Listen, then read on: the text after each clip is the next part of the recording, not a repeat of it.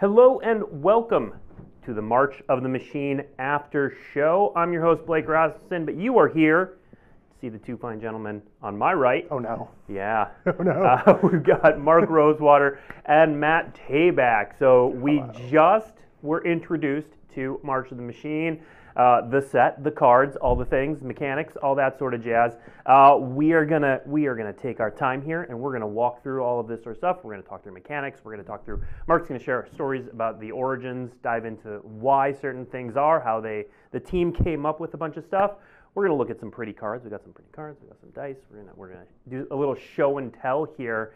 But we're going to talk about all things March of the Machine. And then when it comes to the end, we're going to answer your questions. Go ahead and put your questions in chat whenever you want. It helps to tag at Magic. I got some folks who are going to send me messages through my phone, however that works. And then we're going to get to that Q&A section at the end and answer as many as we can. But first, we're here. This is March of the Machine. We've been building this for a while. The scope of this, Mark, is huge. Oh, giant. Tell us how this came about. Tell us the story behind getting to this moment. So let's go back to March. Back to War of the Spark. So when War of the Spark was first pitched to me, they're like, "We're going to have a war with almost every planeswalker you've ever seen, all in one place." And I'm like, "That was a crazy ask. You know, how do we make that happen?" So they're like, "Okay, we've done that. So now, what if every planeswalker you've ever seen, involving every world you've ever seen, all together fought the Phyrexians?" Like when they first came to me, they're like, "We want a giant war of the Phyrexians." I'm like, "Okay, well, how many planes?" They're like, "All the planes."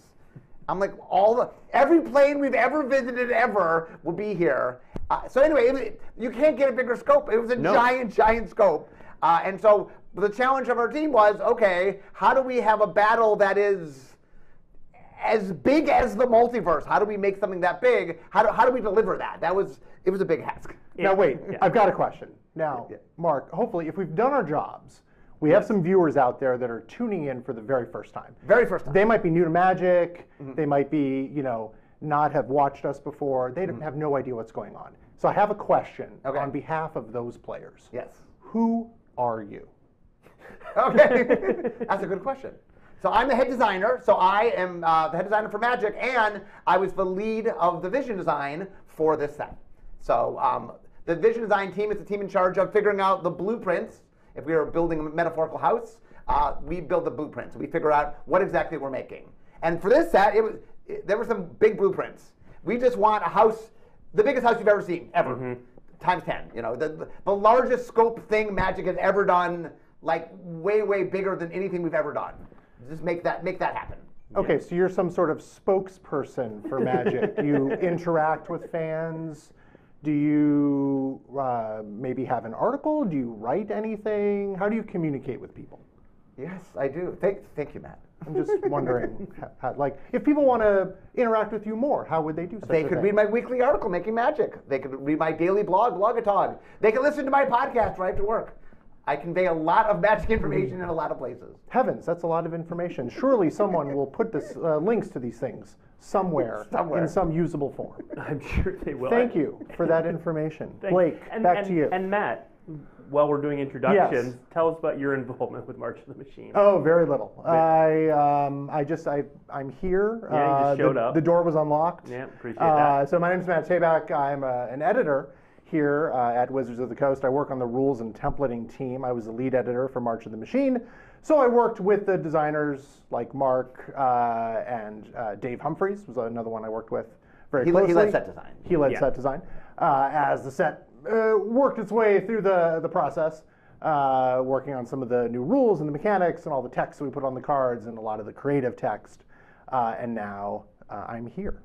Well, I think that's a good transition to talk about the mechanics. So, oh, fantastic. Yes. I like those. Good segue. Well done. Yes.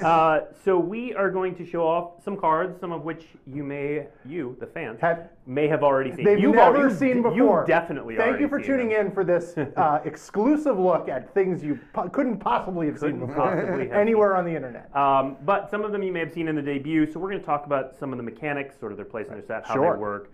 So we are going to start with backup. So let's throw our first backup card up there, which is Boonbringer Valkyrie. So it's got backup 1 and then flying, first strike, and lifelink. So Matt, first of all, how does backup work? Okay, so backup is an enters the battlefield triggered ability. So when a creature with backup enters the battlefield, backup triggers, goes on the stack, you pick a target creature. You can pick any target creature. What you're going to do is when that ability resolves, you're going to put a +1/+1 counter on the target creature. Now, if you've targeted a creature other than the creature with backup, that creature also gains all of the abilities that it's on the backup creature underneath backup until end of turn. So for example, on Boonbringer Valkyrie, you see it has backup, and then underneath backup, it has flying, first strike, and lifelink. So if I targeted Boonbringer Valkyrie itself with the backup ability, which I can totally do if it's like my first creature, I can target it gets a +1/+1 counter, I have a 5/5 creature. Great. If I want to instead target another creature I control, I can put a +1/+1 counter on that creature, and then that creature gains flying, first strike, and lifelink until end of turn. Presumably, I've controlled that creature, it can now attack and is boosted by those abilities. Now, Boonbringer Valkyrie is pretty straightforward. Flying, first strike, lifelink, we're pretty used to those abilities being stapled to other creatures. Our next card is a little bit more exotic. So this is Archpriestess of Shadows. So under that backup ability, Death Touch, and whenever this creature deals combat damage to a player or battle, we'll get to that in a moment, return target creature card from your graveyard to the battle. So does this still work the same way? Right. You'll notice on other abilities on backup creatures where normally we would use the name of the card. Like normally this would say, whenever Archpriest of Shadows deals combat damage to a player. But because those abilities are so often going to be given to other creatures, we instead used this creature to make it more understandable that the creature that gains the ability, that's the one that if it deals combat damage to, in this case, a player or battle, I get the effect, return target creature card from your graveyard to the battlefield. So Archpriest of Shadows enters the battlefield, backup triggers. If I target itself, it just gets the +1/+1 counter. It doesn't gain its own abilities again, which is important to note. So the triggered ability that it has at the bottom of the card there, whenever this creature deals combat damage, ...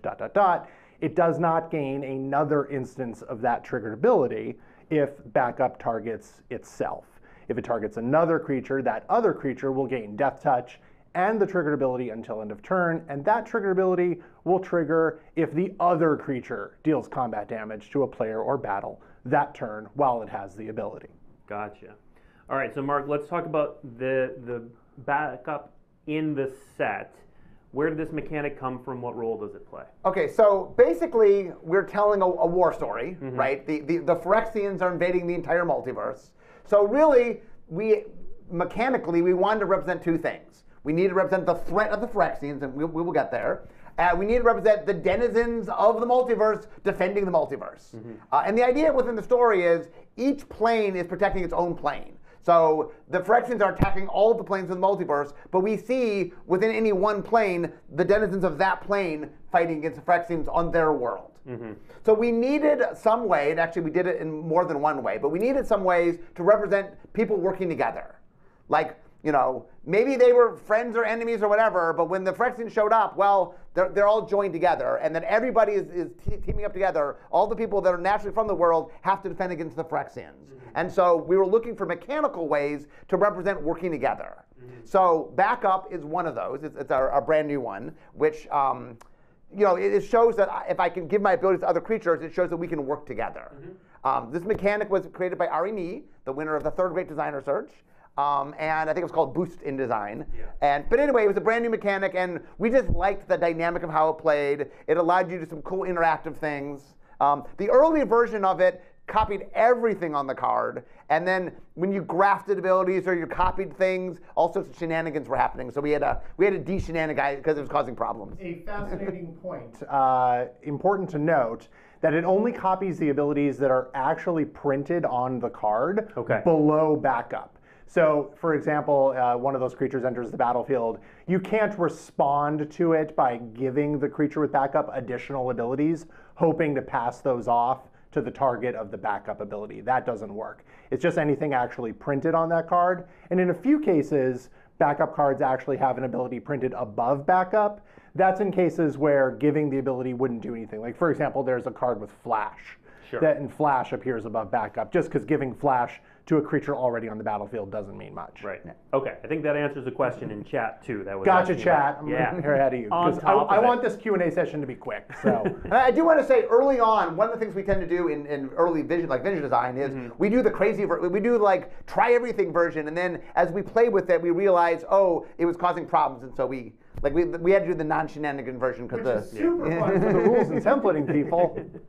It is. It's really so good. is backup the kind of mechanic? Is this mostly seen on rares? Is this infused throughout the set that it's going to be No, a limited it's all mechanic? set. It's at every rarity. It's in I think all colors, I believe. It is just a general ability that's seen throughout the set. All right, great. Let's look at our next mechanic on the next preview card. The preview card is Merciless Repurposing.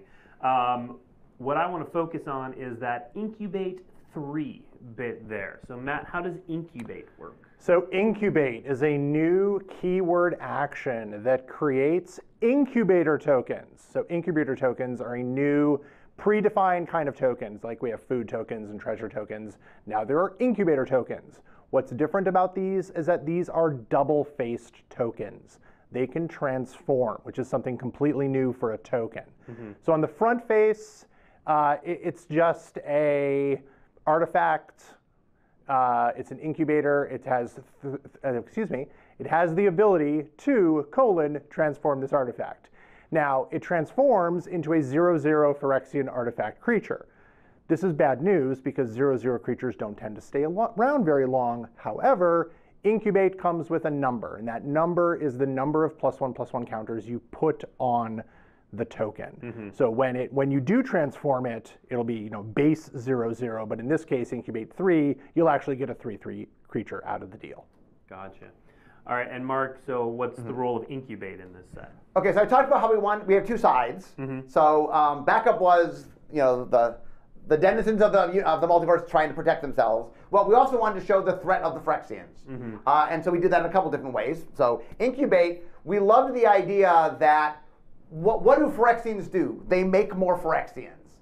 And so what we wanted was, we liked the idea of making a token that made something, like food gives you life and treasure gives you mana. So we liked the idea of a token that you had to pay mana to get a creature out of it. Obviously a Phyrexian, because the Phyrexian's making it. And then we came up with the technology that if we did because we had double-faced cards in the set, if we made a double-faced token, we could put counters on it, and then it would be the same amount of mana to change it. So it's always 2. No matter what you do, it costs 2 to turn it into the creature. But the larger the Incubate, the larger it naturally is because there's more +1/+1 counters on it. So that allowed us to sort of scale Incubate, but in a way in which the token always works the same.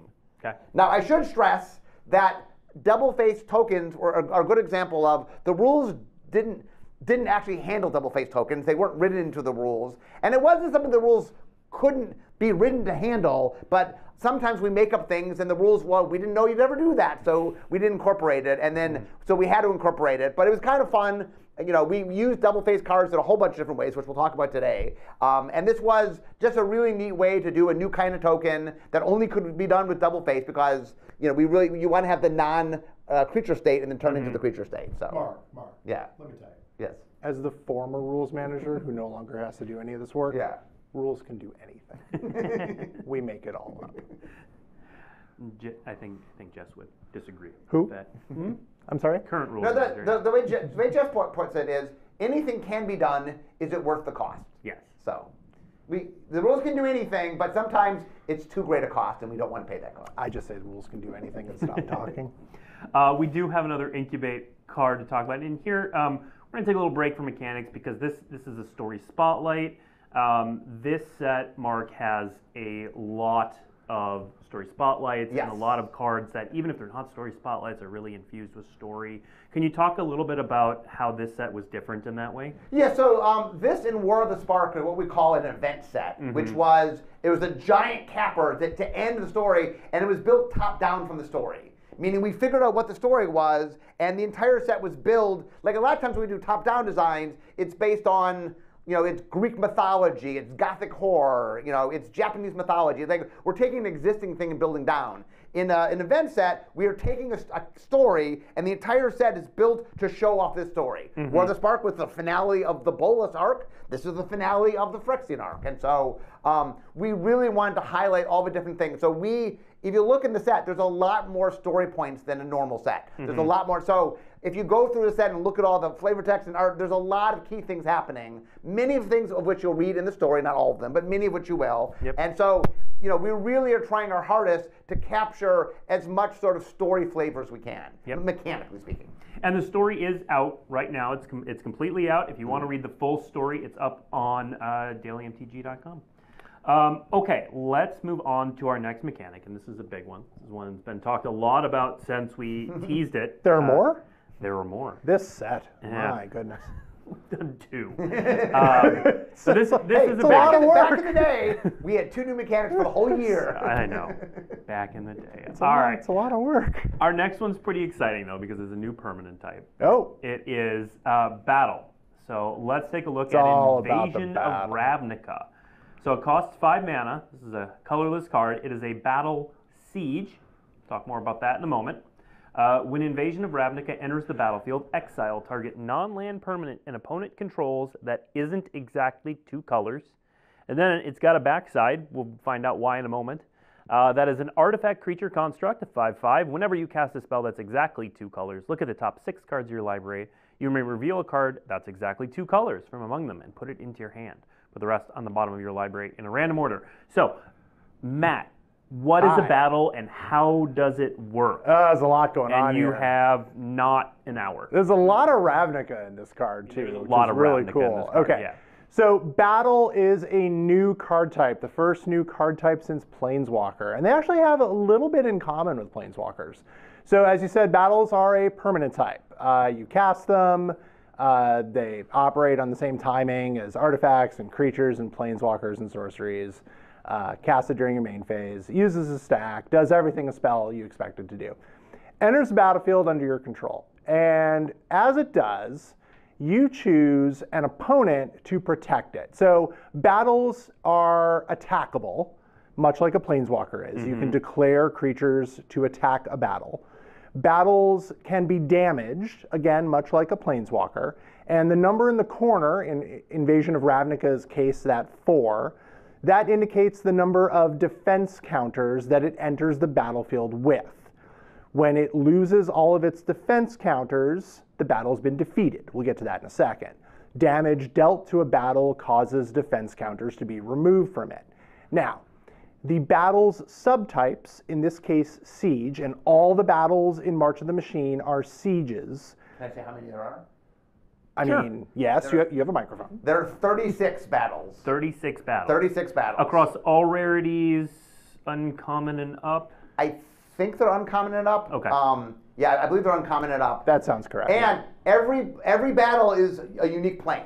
Yeah. There's no repeat of planes. So there's 36 different planes represented in the 36 different battles. And we dug deep into the lore. And we dug bit. deep. Yeah. We dug deep. There's some good ones. Yeah. There are battles that there are some very niche battles. Yes. Okay, Matt, continue. Okay, let's put those cards back up. All right, mostly because I don't want to look at myself when I'm talking.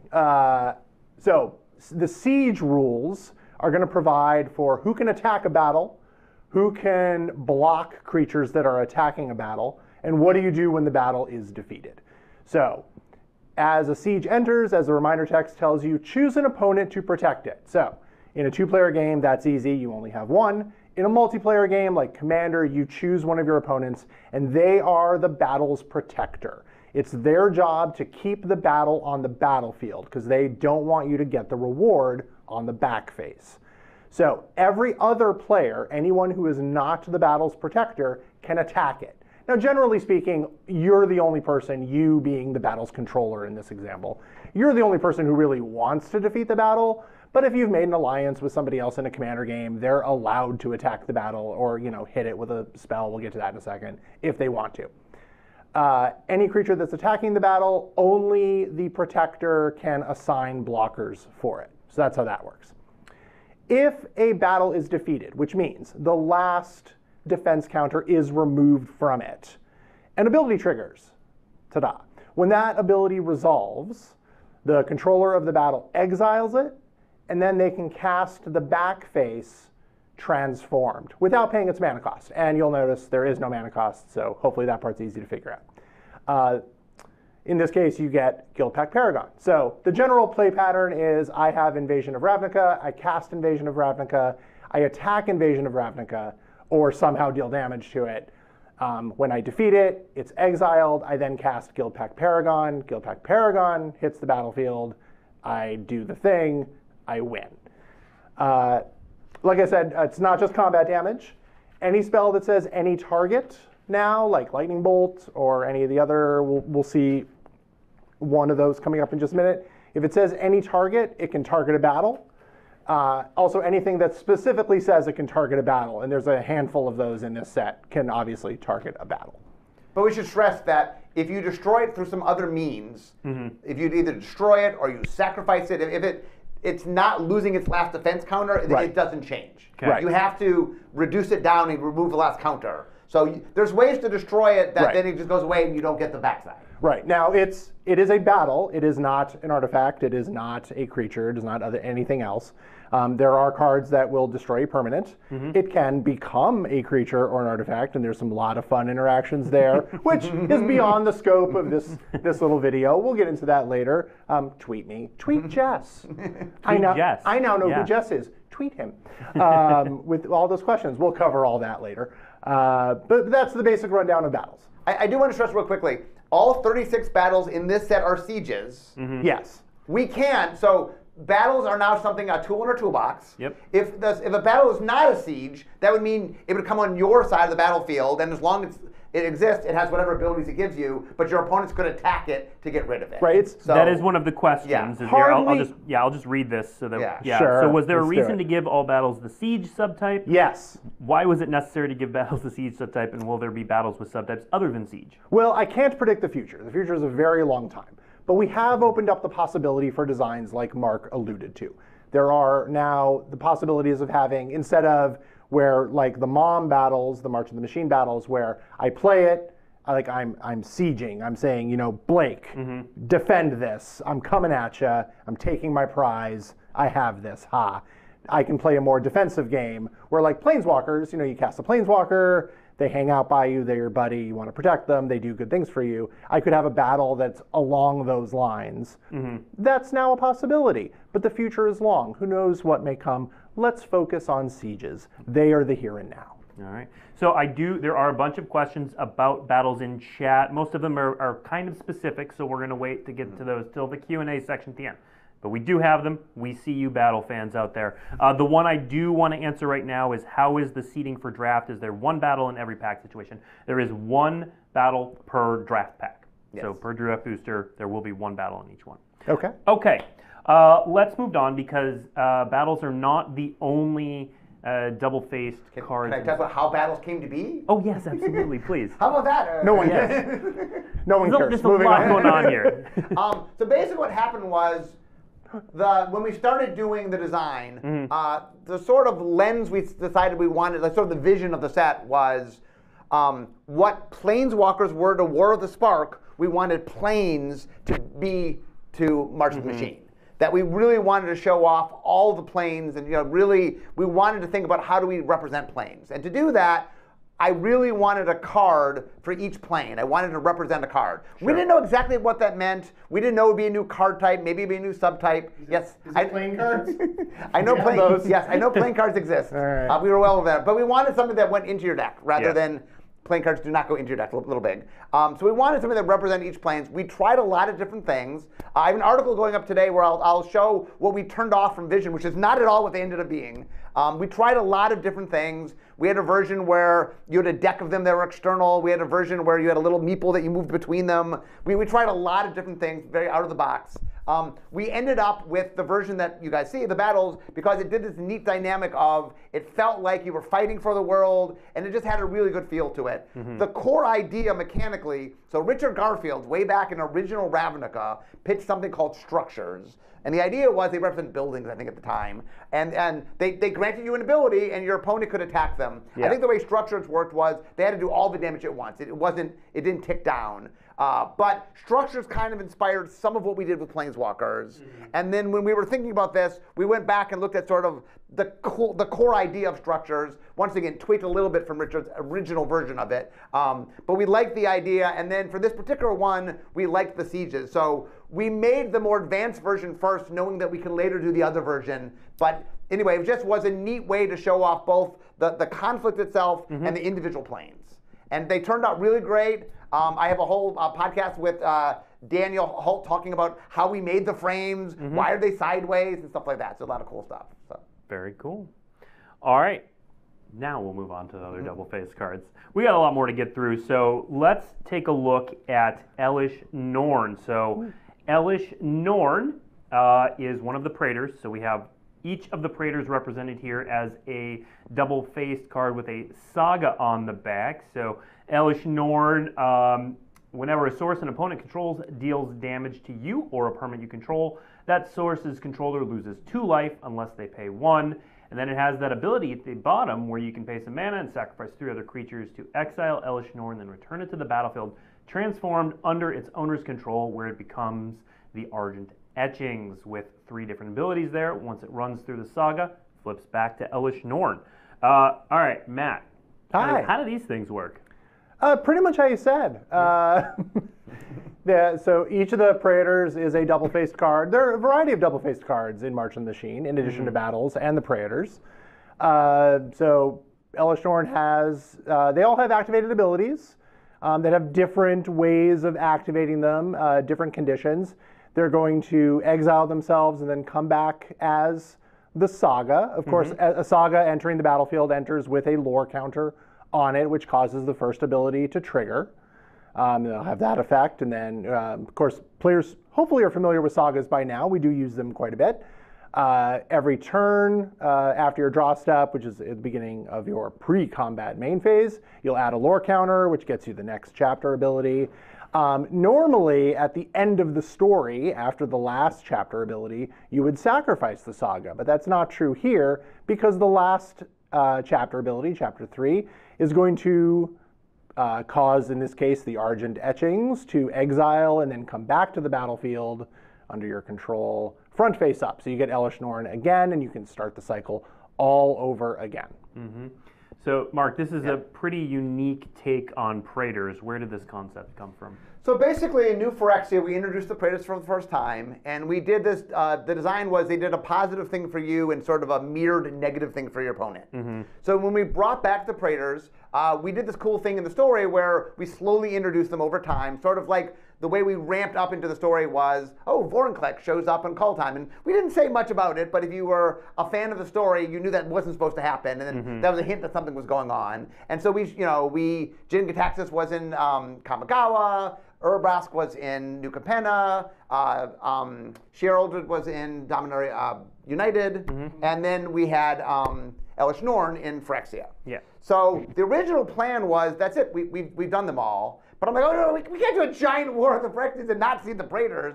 So the goal of the vintage design team was, okay, we want to do something cool with Praetors. Both the previous cycles were very popular. Like, okay, high bar. And so we decided that since we had double-faced cards, maybe we'd do something different than we had done before. So we actually pitched a whole bunch of different ways to do them. But the ones that turned into sagas were the most popular, and set design chose to do those. The one change is, in our version, they were a Praetor, they became a saga, and then they went away. And they're like, no, they'll just come right back. So they made it so it kept cycling itself. Also, I want to point out, the reason that they exile and then return transformed, rather than transforming, is so that we need the counters to go away in the saga. Otherwise, the saga wouldn't happen. There are ways to do it without that, but it costs you words, and it's just they already have pretty lengthy abilities. So this was just a cheap and easy way to get that to happen. Makes sense. Now, Elish Norn, of course, one of the Praetors has multiple different versions, so we can show off a couple different versions. So here we have the showcase version done in that ink etched.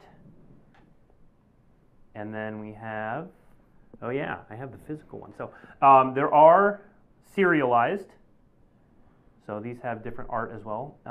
So this is a, let's see if we can get that in there. This is a mock-up. You can see it's XXX. This is not one of the actual serialized ones, but we had this one made as an example. So it's got different art. You can see the back side. So when we talk serialized, this is what we're talking about. Very, very pretty. We have that also. I might as well show it. I have the Jin Gataxias, which we showed at the first look.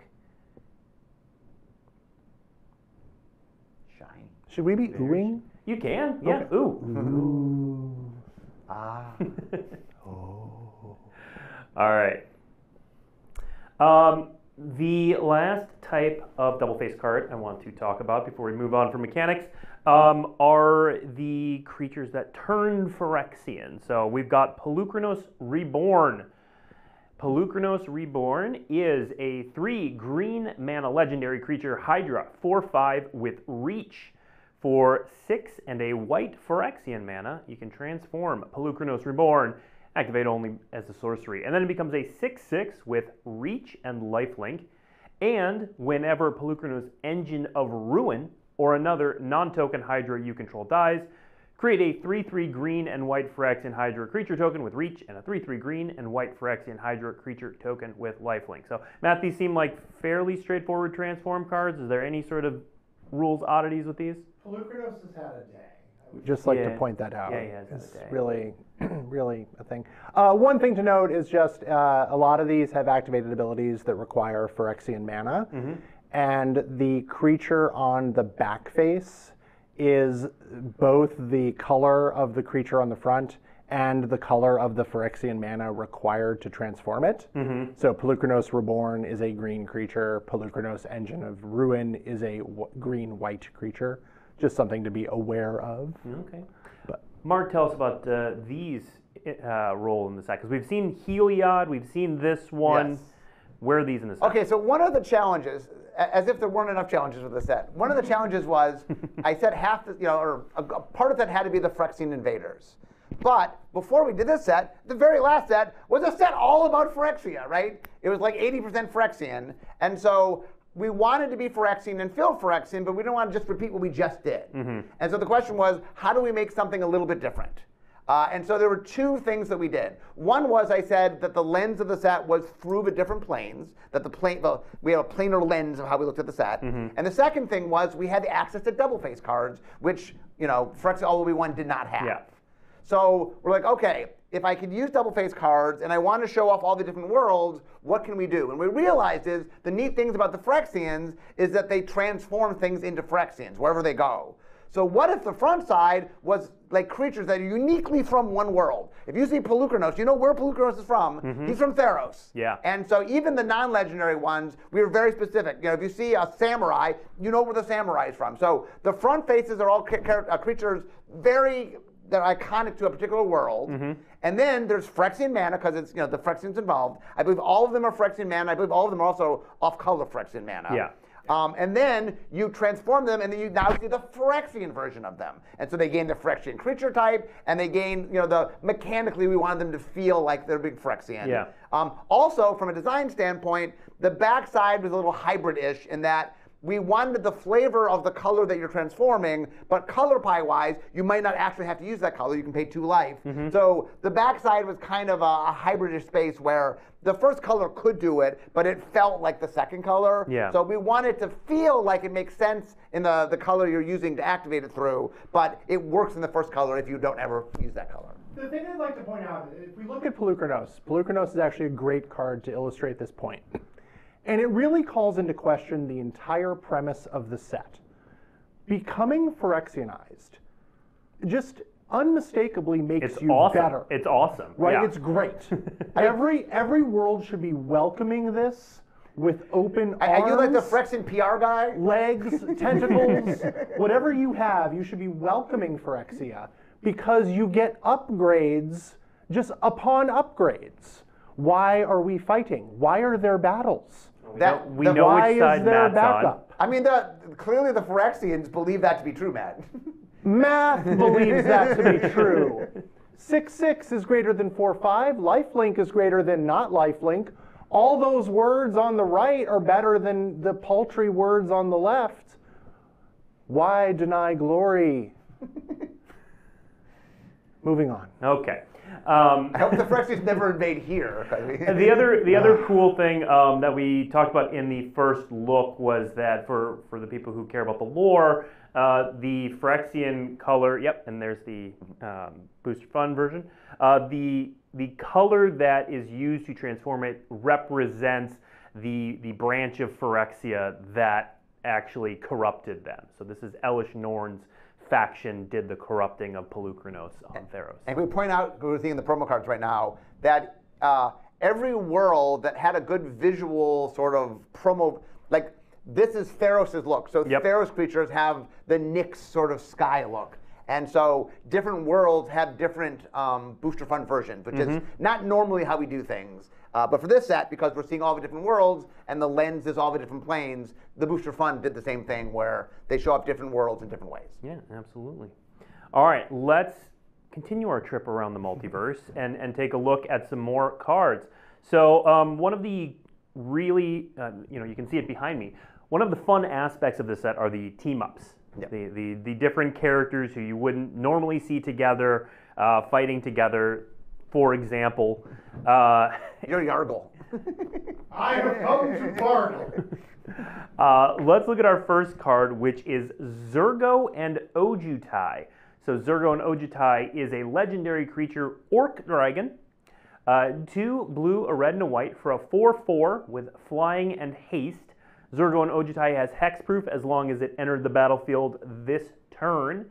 And whenever one or more dragons you control deal combat damage to a player or battle, look at the top 3 cards of your library and then put one of them into your hand and the rest on the bottom of your library in any order. You may return one of those dragons to its owner's hand. So Mark, tell us about the team-ups, this card, what's going on here? So basically, like I said, we wanted to show the people gathering together and working together to defeat the Phyrexians. So one of the ways we did that was the backup mechanic we saw earlier. Another way we did it was team-up cards. So if you look back in the history of Magic, there have been occasionally a few cards in which we show more than one character on a legendary card. We met Chandra's parents, they were on a card together. And Geralf and Gisa were on a card together. And anyway, there's been a few, but usually when we see people on cards, they have a relationship with each other. They're married, they're brother and sister, there's some relationship between them. But on this world, we wanted to show that people who were not remotely friends, people that in some cases were enemies, are working together. Like in this case, Zurgo is not of the Ojutai clan. That is, he's from a completely different clan. And so the idea was we wanted to show them coming together, and we had another problem, which is every character that's alive could be part of the story. That's a lot of characters. Normally, if we're on a world, the only characters we can choose are characters from that world. So there's only so many characters. And even then, it can be a tight fit getting all the characters in. Now, imagine that times every world we've ever visited. So there were a lot of slots and a lot of characters and only so many slots. So the cool thing about this was we could double up on characters. So it allowed us to have twice as many characters on the legendary cards as we normally would. So it both reinforced our theme and it gave them a very different feel that's uniquely this set. Yeah. All right. And we're going to see some more of those later, and of course, as previews go on. But I want to move on and look at a couple story-focused cards. So next up, we have Mirrodin Avenged with some of that fantastic art with Karn holding Elish Norn's head aloft. It's an instant. It costs a black mana and destroy target creature that was dealt damage this turn. Draw a card. Very flavorful for the story. Elish Norn was getting beat up, and then Karn came in and kind of delivered the final blow. And then also another story moment card, Elspeth's Smite. So that damage, actually, that Elish Norn took beforehand came from here. So a single white for an instant. Elspeth's Smite deals 3 damage to target attacking or blocking creature, which Elish Norn was certainly doing. If that creature would die this turn, exile it instead. Can I just point out something real quick? Yes, please. Both Karn and Elspeth, they have a very long connective history with the Phyrexians. So it was very symbolic that they played a major role in the defeat of Elish Norn because both of them have suffered greatly at the hands of the Phyrexians. And so this is something that mattered a lot to both of them. Very cathartic if you read the story, and the cards kind of feel that way too. Oh, and behind the scenes, this evolution of Elsbeth, we've been planning for a long, long time. There are hints throughout the story, references to angels that, a lot of fans pointed out as we got there. Next up, I want to talk about a pair of reprints. So we can't look around the multiverse without getting reprints. Both very exciting, and one of them using a mechanic we haven't talked about yet, which is a returning mechanic. Obviously, it's a reprint. But let's take a look at Stoke the Flames. So Stoke the Flames, if you do not know, it's an instant, costs 2 and 2 red. It has Convoke, and Stoke the Flames deals 4 damage to any target. So real quick primer on Convoke, Matt. Convoke's back. Your creatures can help cast this spell. Each creature you tap while casting the spell pays for 1 or 1 mana of that creature's color. So paying mana is kind of a 90s way to cast spells. Instead of doing that, you can tap your creatures rather than pay that mana. So if I have 4 untapped creatures and at least 2 of them are red, I can tap all those and pay no mana to cast Stoke the Flames. Or I can just tap 1 creature and take a mana off, however you want to do it. And as I said before, this is a good way to deal damage to battles because it has any target. Yeah. So Mark, Convoke is back. Yes. So Richard did not work on the set, but in some ways he did work on the set. So Convoke was a mechanic Richard made for the Boros way back in original Ravnica. Mm-hmm. So the influence of original Ravnica on the set. I moved it to Selesnya because Selesnya thematically made more sense than Boros at the time. And it's a mechanic we really liked. It's the only, I think, guild mechanic that returned. It showed up again when on the 3rd visit. We used it again for the Selesnya mechanic. It's shown up in a core set. Anyway, it's a mechanic we really like. So the story is, when we started, I said, okay, let's list every mechanic we've ever done that we think shows teamwork, right? We wanted to show them working together. We made a list, and then we ordered them in order of how excited we were for them. Convoke was number 1 on our list, and the plan was to work through all to figure out what we wanted. We put Convoke in because it was number 1. We played with it. It was awesome. We're like, yeah, it's this. Why are we messing around? The one thing we did this time is Convoke has never before appeared on a blue card. There's 1 blue card that grants Convoke to your artifacts. Sure. And then I think there were 2 red cards with Convoke. But it's the blue-red archetype in this set. So blues never had 1, reds only had 2. So it allowed us to make a lot of cards we'd never made before because we hadn't really made a lot of blue and red Convoke cards. Mm-hmm. It's the archetype in the set. It's a spell-oriented thing. But anyway, we were able to bring Convoke back. It plays into the themes we wanted, and we could find some new space to make some cards we'd never made before. Yeah. And I will throw in that nowhere in the Convoke rules or text will you find the tap symbol. You can tap any untapped creature you control, including ones that just came under your control. Good to know. All right, now our next creature, I'm very excited for this one to return to Standard. Huge fan of this card. It's a great, you know, it is great. You're excited, I'm excited, so I looked ahead of time too. Yeah. But this next card is kind of best friends with Convoke, actually. So is it Muldrifter? It's not Muldrifter. Muldrifter's best friends with just Magic the Gathering, just how you play. No, this one's pretty good though. It's a Monastery Mentor. So Monastery Mentor, it costs 2 and a white. It's a 2/2, but it has prowess. So whenever you cast a non-creature spell, this creature gets +1/+1 until end turn. And it also has the ability, when you cast a non-creature spell, create a 1/1 white monk creature token with prowess. This card, so powerful, it's restricted in Vintage, and yet here it is. Mark, what brought this back? So a couple things. One is we have a lot of what we call deciduous mechanics, which are mechanics that we don't put every set, but we're allowed to use where we want. Prowess is one of these things. Yep. We were a little, because we were trying to represent the entire multiverse, there's a little more deciduous stuff than normal, like higher than the average amount of deciduous things here. Yeah. And this was a good example of the cards from Tarkir. We want to show that Tarkir is fighting the battle, so it allowed us to sort of go back. Like, reprints are nice because they really reinforced a certain time, a certain place, and that helps thematically in the set. Mm-hmm. Cool. Just checking top left of the art of that card, which just went away, so now I'm just pointing at nothing. Which side are they fighting on?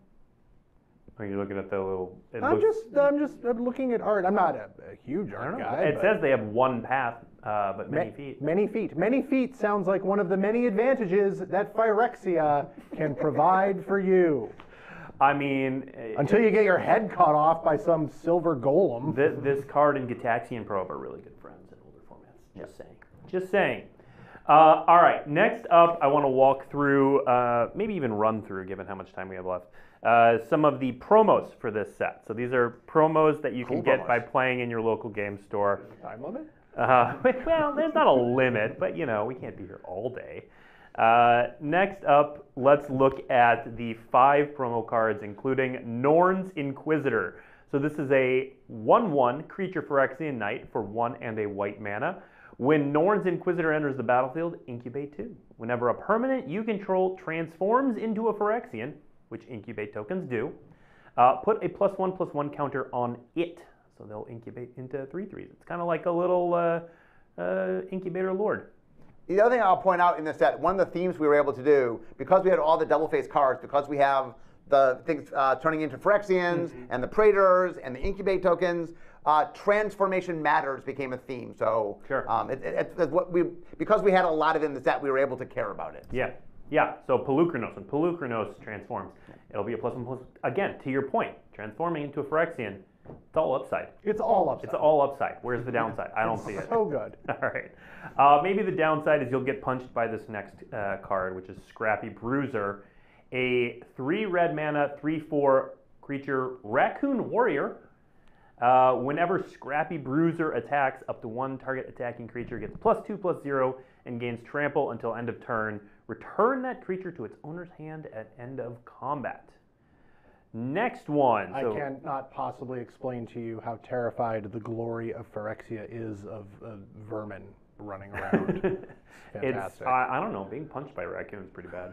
I mean, and it's fun. We get to show all the different worlds. So this is New Capenna. So it's fun just showing all the different places. Everybody's fighting the Phyrexians. Yep. So here our next one, Kami of Whispered Hopes, is of course from Kamigawa. So 2 and a green for a 1/1 creature spirit. If 1 or more +1/+1 counters would be put on a permanent you control, that many +1/+1 counters are put on that permanent instead. Add X mana of any one color, where X is Kami of Whispered Hope's power. How many times can you say +1 in a row? Something else I will point out. One of the things when you do reprints that often is a problem for us is sometimes things are too world specific. Oh, we're on another world, so well that reprint doesn't work because Kami Whisper of Hopes. Well, that's such from Kamigawa. We can't just reprint it anywhere. Yeah. But we're finally in the set where we could reprint. So we actually went out of our way to reprint things that were hard to reprint in other places because they are so set specific. And in this place, set specific was a bonus, not a drawback. So. Yeah, absolutely. Next up is Botanical Brawler. So this is one of the uncommon gold signpost cards. We're going to talk draft with Dave Humphreys next week, so we'll talk more about this card then. But this is a green and white for a creature Elemental Warrior. It's a 0/0, but wait, there's more. It's got trample, and Botanical Brawler enters the battlefield with 2 +1/+1 counters on it. Whenever 1 or more +1/+1 counters are put on another permanent you control, if it's the first time +1/+1 counters have been put on the permanent this turn, put a +1/+1 counter on Botanical Brawler. And there are 2 mechanics that put +1/+1 counters on things. There are. Yep. It's called synergy, everyone. Yep. And our last promo card in this section is called Halo Forager. So this is 1 blue and a black for a creature Fairy Rogue. It's a 3/1 flyer, as all good fairies are. And when Halo Forager enters the battlefield, you may pay X. When you do, you may cast target instant or sorcery card with mana value X from a graveyard, without paying its mana cost. If that spell would be put into a graveyard, exile it instead. So I emphasize that there, Matt, but you can cast spells from any graveyard with spells. Absolutely. Opponents, yours, teammates in some formats, a graveyard. A graveyard. All right, now I want to get to the Multiversal Legends. Well, I did it. I did it. The Multiverse Legends. Yes. Multiverse Legends. So this is a bonus sheet in this set. Mark, tell us a little bit about what Multiverse Legends are. So like I said, one of the problems we had before was there are a lot of characters and only so many slots. And we wanted to show the breadth of the war against the Phyrexians. Then it dawned on us that one of the cool things we could do is we could do a bonus sheet. So bonus sheets first showed up in Time Spiral. The idea is they're an extra sheet, and they show up usually like 1 per pack, Sure. like in a draft booster. They show up in all packs, but they show up 1 per pack in a draft booster. And the idea is you can play with them in limited. You can play with them. They're legal in any format they're legal in. It doesn't change legality. Yeah. But it was a really cool way that when you're playing, you could just have all these different characters show up from all the different worlds. And normally on a bonus sheet, one of the things we do is we want it thematically to fit the world that you're on. And the legendary creatures have that same problem. If, oh, well, we're on this world, it's really weird to do legendary creatures that aren't from that world. And a bonus sheet needs enough cards to fill up the bonus sheet. So we sort of, the neat thing about this set is it takes place in all worlds. So it was a place to do a legendary bonus sheet in a way that we can't normally do one. And it fit. Now, we did have some rules. So the rules were you had to be in part of this fight. Yeah. So you had to be alive. So like we couldn't use dead characters, so you had to be somebody that could be realistically taking part of the battle. Yeah. And there's new art showing them, fighting and stuff. So. Zombie erasure will not stay. All right. And then these, Matt, these also get the different frame treatments that we were talking about for the Booster Fun, correct? Yeah, so one of the challenges of editing this set, if I step back from my role as Phyrexia hype man for a second, was there was a lot of frames. Like in most sets, we do what we call the Booster Fun treatments. So these are, the special little things to emphasize the cool parts of the set. And there'll be a special frame, for the extended art has those frames, but there's beyond that, there's a special little frame that we'll design for various parts. In March of the Machine, there are at least 16 world-specific frames for the legendary creatures and other cards that come from these worlds. We saw a few of them as we ran through some of the cards. Zergo and Ojutai had the dragon frame from Tarkir. There's 15 more of those where that came from. Yeah, so Proligaros had the Nyx treatment. Yep. Nyx treatment. A lot of world-specific things. I could spend the rest of our time together shouting out the team responsible for putting all that together and managing it. Instead, I won't, but look up the credits. There were a lot of people. They were all awesome. Yeah. If only we could see such a thing. Right. Yes, so the Multiverse Legends feature a lot of characters, a lot of worlds, have frames evocative of their home. Yeah. And there will be a collecting article that goes up Thank goodness. at the conclusion of the show that will actually show an example of each of the frames. But you know what? Let's see some of them now. Yep, very cool. Some of the cards. So Kroxa, Titan of Death's Hunger, is returning.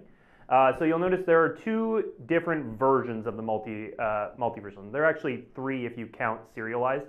But there's the one that has the frame that Matt was talking about, and then there is the foil etched frame as well. So there are foil etched versions for those who like foil etched. We actually have a couple So foil what etched we're here. looking at here is just the regular version. This isn't the showcase Correct. that has that frame. Yeah. Okay. So next up we have Niv Mizzet Reborn. So that's one of the new frames. Ravnica doesn't have a frame from when we were there last, so it gets a new frame, new art. Right. Some of the frames are repurposed frames that we have seen before that were tweaked in some way.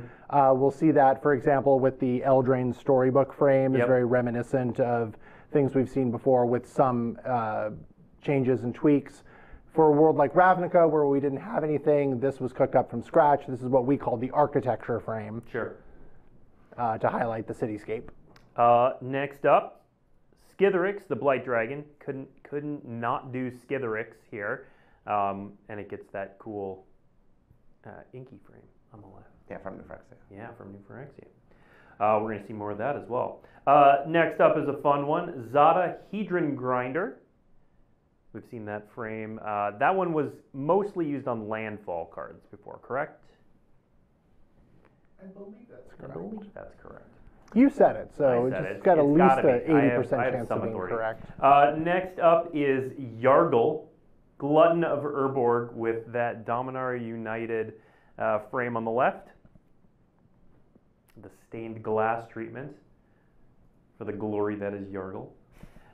Next up, we have Elish Norn, Grand Cenobite. Then we have Jin Gitaxias, Core Augur. Sheoldred, Whispering One. Just shushing us there in that art on the left. We've got Urabrask the Hidden. You may be sensing a pattern here. And next up is Vorinclex, Voice of Hunger. I love that art on the left. That's cool. Yeah. And then our final preview of Multiverse Legends for this show, Emery, Lurker of the Loch. So that's that tweaked storybook frame that you were talking about. Right, where you see the rules text now crosses the pages. Yeah. Yeah, because in Eldraine that was used for adventures. Adventures, right. Yeah. This is a modified adventure frame. Yeah. Very cool. We do also have a video. So some of these come in Halo foil. Again, if you're interested in the various different treatments, check out that collecting article on Daily MTG. But we want to show off a quick video of what that Halo foil treatment looks like. So this is Atraxa Praetor's Voice. That's what that is. It's got a swirling kind of textured characteristic to it, which is really cool. Now, if I open one of these, will it spin like that? On its own, no. Okay. Yeah. That's not a thing we do yet. It's not a thing we do yet. Okay. I One think day. Mark's working on it. Okay. All right. I also want to go over the Commander face cards. So there are 5 Commander decks for this set, and various outlets are going to be revealing the full decks next week, but we want to talk a little bit about those because we got some cool cards heading the faces of those decks. Let's start with Bright Palm, Soul Awakener. So this is another backup card. This is a 4/3 for 1 red, a green, and a white. It's a legendary creature, Fox Shaman, of course. It's got backup 1, and whenever this creature attacks, or whatever creature it gave backup to, double the number of +1/+1 counters on target creature. That creature can't be blocked by creatures with power 2 or less this turn. Next up, we have Brimaz.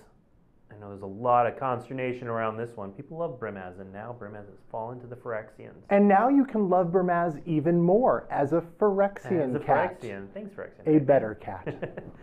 2 white and a black for a 3/4 legendary creature, Phyrexian Cat. Great type line. Great type line. Whenever you cast a Phyrexian creature or artifact creature spell, incubate X, where X is that spell's mana value. At the beginning of each end step, if a Phyrexian died under your control this turn, proliferate, which of course makes all those Phyrexians bigger. I real quick want to point out that caring about Phyrexian as a creature type, we made Phyrexian a creature type not that long ago, and Phyrexian all will be 1. Because so much of the set was Phyrexian, it just didn't make a lot of sense to mechanically care about Phyrexians. Yep. But in this set, it's one of the themes. So if you've been wanting to make your Phyrexian deck and have cards to care about Phyrexian, it's one of the draft archetypes, and there's just cards in the set to let you care about Phyrexians as a creature type. Great. Yeah, because it didn't make sense in 1 because just everybody was Phyrexian. Right. Now, slightly fewer people are Phyrexian. Next up. For now. Gimbal, Gremlin Prodigy. This little dude's adorable. 2 green, blue, and a red for a 4/4 legendary creature, Gremlin Artificer. Artifact creatures you control have trample at the beginning of your end step. Create a 0/0 red Gremlin Artifact creature token. Put X +1/+1 counters on it, where X is the number of differently named artifact tokens you control. Differently named. Yeah, this deck is fun. It wants you to control lots of different types of artifacts. Yes. Get your food, get your treasure, get your Phyrexian. Well, artifact tokens, a lot of different Artifact tokens, Yeah, anyway, yes. Yeah. All right, and then we've got Kozla, the Broken Halo. So another one of those mechanics we care about from the main set, but we've seen this one before. So 3, a blue, a red, and a white for a legendary creature, Angel Ally. Nice little bonus there. 5/4 with Convoke, Flying, Vigilance, and Haste. And whenever you cast another spell that has Convoke, scry 2, then draw a card. Convoke all the things. Yep. And notably, that's a spell that has Convoke. You don't actually have to use Convoke to cast the spell. Good to know. All right, and then finally, so this last commander card is one we held back because it was a bit of a story spoiler. We were fine showing some of the others a little bit earlier if needed, but here we have a blast from the past. It's Sidar Jabari of Zalfir. Zalfir has been gone for a long time. Sidar Jabari was a named character way back in Mirage. Yep. So here, Sidar Jabari is 1 white, a blue, and a black for a legendary creature, human knight, 4/3. It has Eminence, that ability that works from the command zone. Whenever you attack with 1 or more knights, if Sidar Jabari of Zalfir is in the command zone or on the battlefield, draw a card, then discard a card. It has flying and first strike, and whenever Sidar Jabari deals combat damage to a player, return target knight creature card from your graveyard to the battlefield. So 2 things. Yes. One's mechanical, one's story. On the mechanical side, beside caring about Phyrexians, the one other creature type that we care about in the set is knights. It's part of the white-blue archetype. So this is playing into a theme of caring about knights in the set. From a story standpoint, so way back in Mirage, we introduced the Zalfir, and they were part of Jamora, part of the Jamora. And then during the Phyrexian invasion, Teferi ended up phasing them away. Zalfir got phased out because he was trying to protect them, and they were preparing for the invasion. And one of the ongoing stories of Teferi is his inability to bring back. For a while, he lost his spark, and even when he got his spark back, he just wasn't as powerful as he'd been, pre-mending. Yeah. And so this has been an ongoing storyline of the Zalfir. Well, I don't want to completely spoil the story, so go read the story. But Zalfir is coming back, and in a way that's maybe not what you expect, and they play an important role in the story, and so that's why that was a story moment. Zalfir finally found an untapped step. All right, while we're talking about Commander, we revealed this before, but it's a big part of these decks is that Plane Chase is returning. Again, to your point of we want to infuse planes through all of this, so why not do Plane Chase? Oh yeah, plane cards. Plane cards. I scooped myself. You did. So let's throw our first. We're going to show off 4 Plane Chase cards here, 2 reprints, 2 new. And while we throw Jund up here, Matt's going to tell us how Plane Chase works. So Plane Chase involves a planar deck. So these are oversized cards, and there are 2 kinds. There are planes that look just like this, and there are also phenomenon cards, and we'll get to those in a second. So you have a planar deck that is kind of a side deck that the game sort of takes place on a plane. So there are kind of 2 ways to play it. Either it's a multiplayer experience typically. Each player can bring their own planar deck, or you can have one communal planar deck where everyone kind of contributes, or just one player can bring a deck and everyone plays. There are a lot of ways you can do it. Basically what happens is the game exists on a plane, and when it's your turn, you're the planar controller. So while you're on a plane, let's say the game is on Jund, the first ability is active. Whenever a player casts a creature spell that's black, red, or green, it gains Devour 5. So that ability just works for everybody. On your turn, whenever, as a sorcery, as they say, like during your main phase, stack is empty, you can pay to roll the planar die. And we have, I think we have a shot of planar die. We have some planar die here in the studio. Yeah. We have, so you'll get one of these in each of the decks, and it's to roll the first time, if I'm remembering correctly, it's 1 mana the first time. And then each additional time, it's 1 more mana. So you pay 1 the first time, and then 2, then 3, then 4. And you roll the planar die, then something will happen. Maybe I'm off the shot. I don't know. You're off the shot. Okay. 4 of the faces are blank, and if you roll a blank, nothing happens. Exciting. But you get to say, nothing happens. If you roll this symbol on the blue one here, that one, that is the chaos symbol. If you roll that, chaos ensues. Each plane has a triggered ability at the bottom of the card that starts with whenever chaos ensues. Now, if you've played Plane Chase before, you might remember these abilities used to say whenever you roll chaos, because that was the only way that those abilities could trigger. But starting with March of the Machine, you'll find cards in the decks that can make these abilities trigger other ways. They'll tell you that chaos ensues, and then you have the effect of when chaos ensues. So now, if I roll this, chaos ensues. So if it were my turn and I paid to roll the planar die, and I rolled that symbol, I would create 2/1/1 red goblin creature tokens. Yay me. If I roll and it lands on the Planeswalker symbol, which is right here, Planeswalker symbol. I Planeswalk, which means and I might get the details of this just slightly wrong, please forgive me. I put the current plane on the bottom of the planar deck, and I reveal the top card of the planar deck. If it's a plane card, now the game is on that plane. So we go from Jund to, I don't know, let's go to the next card, Panopticon. We're now on Panopticon, which is on the plane of Mirrodin. So now this has an ability, when you planeswalk to Panopticon, draw a card. So great, we've planeswalked, I'll draw a card. That second ability is now active at the beginning of a draw step, draw an additional card. So if we're in a multiplayer game, I planeswalk to Panopticon, my turn is done, I say go. It's now Blake's turn. Blake becomes the planar controller at the beginning of your draw step. That your now refers to Blake. He'll draw an additional card. And if you followed all of that, great. If you didn't follow all of that, there is going to be an article on dailymtg.com that goes over the planar rules. Right. You can always also just go to the Plane Chase format page on our website that has been there all along, and the rules are up to date. So. But I promised you something on phenomena, and here's how phenomena work. If you reveal a phenomena, it'll tell you something to do. Do the thing, then put the phenomena on the bottom of the deck and keep going until you find a plane. Yeah. It's a lot of fun. It's chaos, like quite literally chaos. 2 more planes to show off. We've got Esper. And these are new planes. These are new planes. So this one and the next one are planar cards that did not exist before. So that's kind of how the setup is it's half reprints, half new cards. So Mark, you were saying... Yes, so there's 2 things we did with the new cards. The first, Esper, is a great example.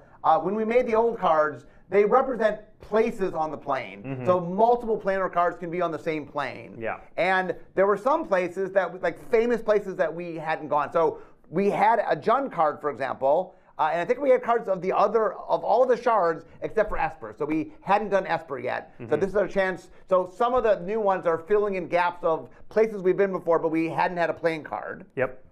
And then other ones, like our next card, are a plane that the last, I think 2012 is when the last plane chase set came out. So we've had a lot of new planes since that happened. So this also, like Theros is a great example. This also gives us a chance to do some planes of worlds that had never before had a planar card. Yeah. Yeah, so Nyx is a new planar location. Non-token creatures are enchantments in addition to their other types. And as Constellation, whenever an enchantment enters the battlefield under your control, you gain a life. And then whenever chaos ensues... Chaos! Choose a color, add an amount of mana of that color equal to your devotion to that color. Fitting for Nyx. All right, before we go, we got a couple other things to run through, and then we are over time, but you know what? We're still going to answer a couple questions. Chaos! We're going to do it. So there are 3 secret layers associated with this set that we wanted to talk about. We did reveal one of them at the March of the Machine first look. So we'll put that one up on the screen. So the deal with these is that they take cards from around the multiverse and they use the frames the same frame gimmick that we've got for the set, where whatever plane it's set on, they get that treatment. So you'll see Wheel and Deal, Questing Beast, Olivia Voldaren, Walking Ballista, and the World Tree for Volume 1. So we already showed these. We're going to show the other 2 volumes.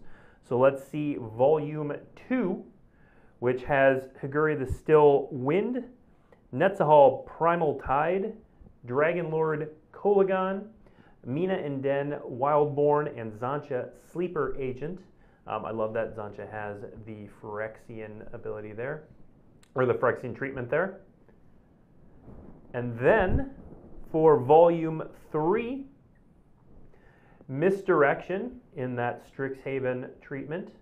We've got Utvara Hellkite, Kogla the Titan Ape, Nyx Bloom Ancient, love that one, and Joyra Weatherlight Captain, all with various different set treatments. Again, you see that Ravnica treatment on the Utvara Hellkite, which is completely new. So for each of the 15 cards in the 3 different volumes, there is no treatment repeated twice, so it's truly a trip around the multiverse. Okay, finally, before we get to questions, and I want to leave well, we're going over time. It's happening. I want to answer some questions. Let's talk about some important dates that we still have coming up.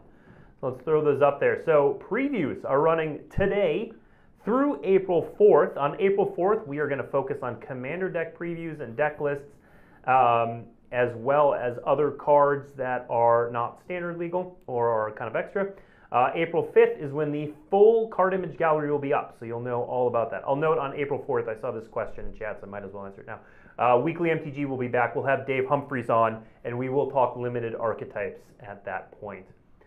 April 8th is the March of the Machine pre-release with Loading Ready Run. Definitely check that out for a first look at the set. In-store pre-release events start April 14th and run through the 20th.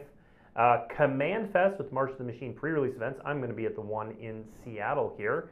Those run April 14th through 16th, so there's 4 of them happening around the US. April 18th, Magic Gathering Arena and Magic Online digital release. 19th is when Game Nights releases their feature with March of the Machine Commanders. April 21st, global tabletop release. Everybody celebrate with some in-store launch party events. May 5th through 7th, MagicCon Minneapolis, featuring Pro Tour March of the Machine. I'm going to be there. Matt's going to be there. Are you going to be? You're not going to be in Minneapolis. I will be in Barcelona. You'll be in Barcelona. Yeah. Gotcha.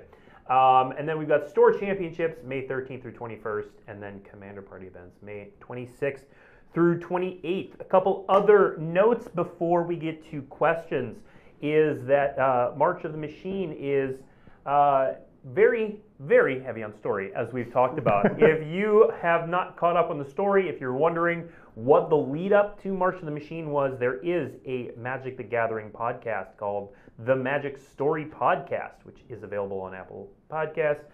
You can find it on our website and several other places where podcasts are available. Just search for The Magic Story Podcast. It's working its way getting caught up to March of the Machine, but it's a great way to get caught up on the story ahead of reading the story, if you haven't done that already. Additionally, Magic the Gathering is now on TikTok, launching today. That's going to be a good spot to go because we've got some videos that are going to be Dave Humphreys. Again, we'll just keep invoking Dave. Mark shot some videos, so those are going to be launching today. Definitely check that out, the official Magic the Gathering TikTok channel. All right, let's grab some these dates. Let's grab some dates, then questions. More dates. More dates. So March of the Machine, the aftermath. We've been a little tight-lipped on this one because the set is so spoilery for everything that happened in this set. And when we talk about, here's another answer to the question. When we talk about how March of the Machine, how this war changed the multiverse and changed individuals involved in the war, we're going to see that in the aftermath. So May 1st through 2nd is the story. May 2nd will be the debut right here on Weekly MTG. May 2nd through 3rd, previews. It's a small set. It's 50 cards, but just story infused throughout the whole thing. May 11th will be the release on Arena, and then May 12th will be the tabletop launch for Aftermath. One quick thing. Yes. One of the things I'm getting online right now is the story's ending, and people are like, oh, there doesn't seem to be any consequences. Mm-hmm. There are giant consequences. There are a lot of consequences.